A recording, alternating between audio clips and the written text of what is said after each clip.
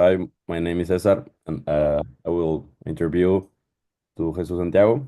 Can you present yourself? Hi everyone, I'm Pedro Santiago, CEO of Santic.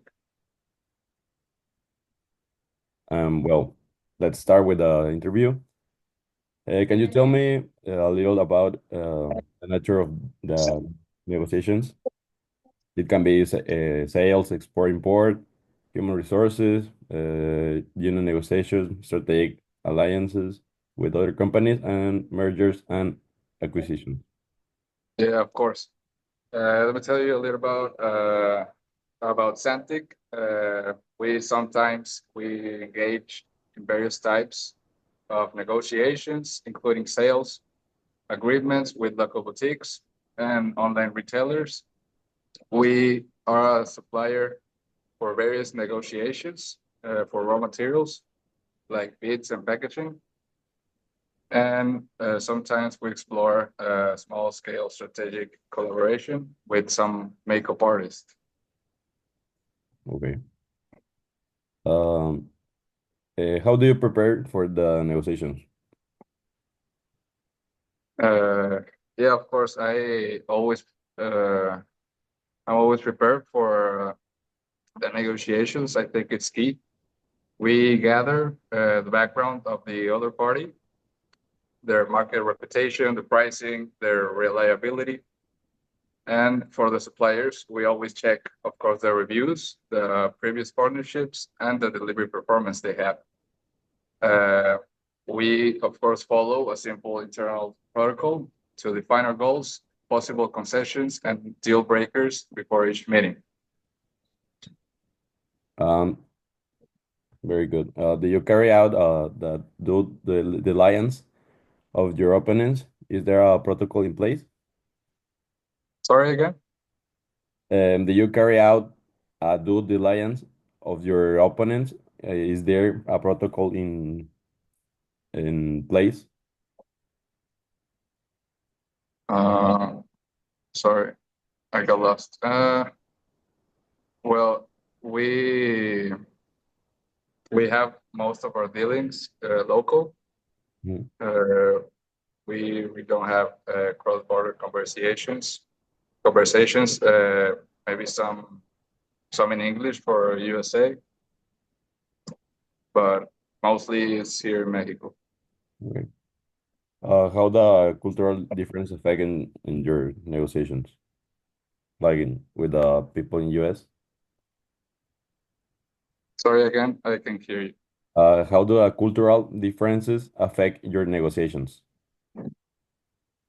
Well, some cases we notice some differences in communication styles and expectations, but we try always be patient and respectful for the different business customs, and it has helped us build stronger connections between us. Okay. Do you negotiate in team? Yeah, of course. We usually uh, participate all together, the founder, the purchasing or sales lead. We allow to combine financial, operational, and brand perspectives during our key negotiations. All right. Uh, and the other question is, do you interact with your counterparts in the preliminary negotiations? Yeah, absolutely. We believe in informal chats before the official talks or the gatherings, and we we break the ice, I think, and we have a better understanding of their priorities, which often help us find common ground. Okay. Well, you already mentioned this, but how does the climate mood change during the course of negotiations? Well, it often starts very cautiously, especially with new partners. But as trust builds, the mood tends to become more collaborative, and we pay close attention to nonverbal cues and adjust our pace if it's needed. Perfect. Also, which techniques and tactics or strategies do you use in your negotiations?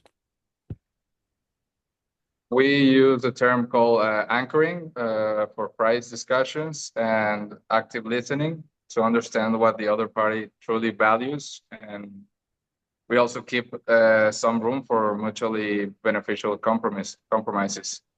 The transparency, I think, for me, is a key part of this approach. Okay. How do you describe your communication style at work and or during the negotiations?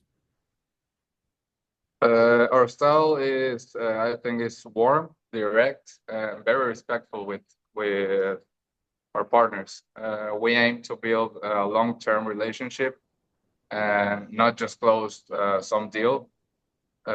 We avoid and try to keep the communication as clear and open as possible with everyone. Very good. Um, do you change your approach or style as you move forward with the negotiation? Yes, depending on how the discussion evolves, if we notice maybe the other party is more uh, involved in analytics, we adapt by presenting the data. But if they're more like a relationship driven, we focus on shared goals and trust building. Okay. Um, do you take care of a conflict management and how do you approach that? Yeah, definitely. We try to address that tensions very early in the meeting. If disagreements sometimes arise, we pause and revisit common interests. In some cases, maybe a neutral third party helps mediate, especially with long-term partners, but uh, most of the time it's only us talking the things through. Okay. How do the external factors like political, legal, financial affects the negotiation in your business? Uh, the financial fluctuations, especially the exchange rates with the US, can affect the cost of imported supplies. Also, with the new the new laws Trump is putting, uh, the legal regulations about the cosmetics that we sell also come into play. We keep an eye on these things very closely to stay compliant and adjust our contracts accordingly. Okay. Do you consider the new laws of Trump affect um, a lot on your business or not too much? Yeah, I think all of us. It raises the prices, but it, I think, damage the cost to the final customer. So they are the one who suffers the most, I think. Okay. How do you follow up on a negotiation? This can be internal or working with a part or company. Yeah, well, internally, we review key takeaways and update our inventory or delivery schedules. With the other party, we send a written summary through their email or contract and check in within a week to ensure the alignment. The follow up builds the accountability for us. Perfect. What has been one of the biggest challenges you have facing during a negotiation, and how did you overcome it? I think the one challenge was negotiating better payment terms with a supplier during a cash flow crunch we had. They initially refused, but after explaining our temporary situation and offering a higher volume commitment in the future uh, for having us as clients, they agreed. And it required flexibility and goodwill from the supplier. Okay. How do you evaluate whether a negotiation was successful beyond just closing the deal? As I told you before, we looked at a long-term impact. So we ask ourselves, is the other party satisfied? Am I satisfied with the deal? Did we create room for a future collaboration? Uh, were timelines and costs realistic for one another? And a good, I mean, for me, a good negotiation for us means mutual benefit and a healthy relationship as a supplier and a client.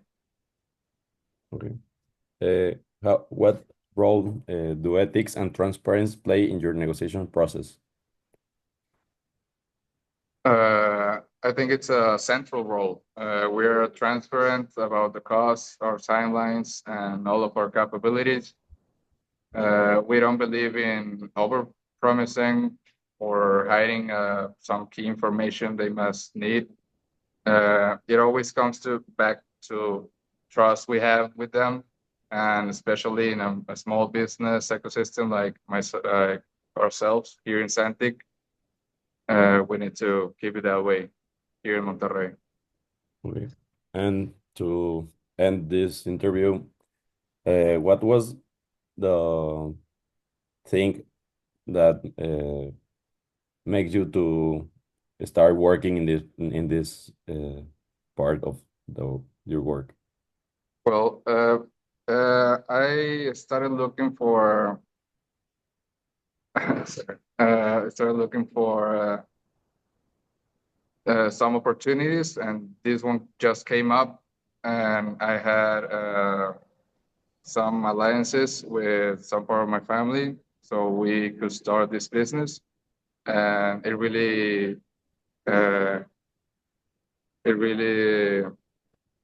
gave us a really good business with.